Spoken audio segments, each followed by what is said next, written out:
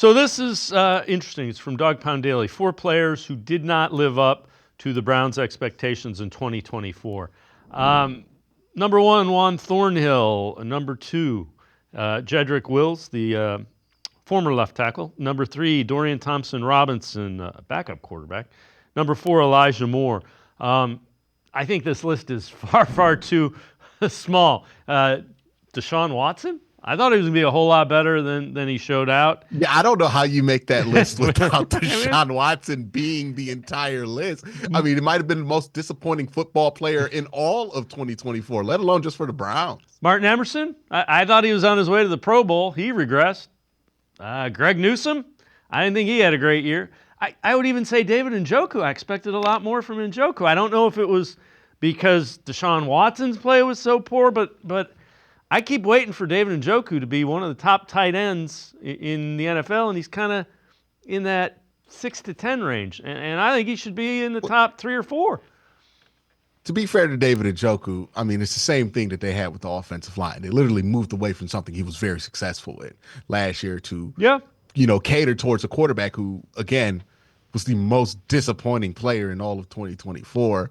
And that kind of like Deshaun, like the further and further away we get from the season, the more and more it seems like, yeah, legitimately you can point a direct line to making this work with Deshaun Watson, tore this season apart. That's it, right? The offensive line had a down year. What did they blame it on? The fact that they switched offenses. Well, why did they switch offenses? Because they wanted to make Deshaun Watson more comfortable. There's just a direct line to that being a major factor in the regression of this team. The offense not producing is part of the reason why the defense didn't look as good this year. I think you didn't get some good enough performance from like Martin Emerson, right? I think he really had a bad year. You got to ask yourself if he's going to bounce back from that.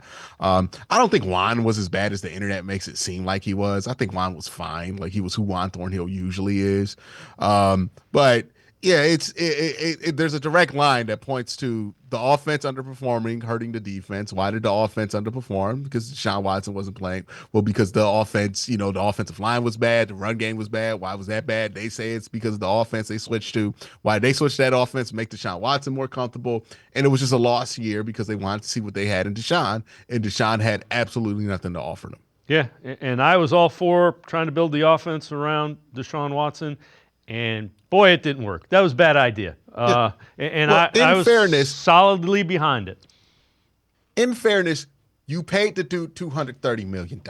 You got to see what you got, right? Like, there was no world. Can we return that? There's no world in which you pay a guy that much money. You're like, no, we're never going to try to put you in the situation you say is going to be best for you. So they had to do it, right? Like you couldn't just simply just sit on your hands and be like, oh no, Deshaun's going to run this system that we're going. So like you had to do this. It's just unfortunate that it went as bad as it did because I don't think people thought the floor with Deshaun would be as low as it ended up being in 2024.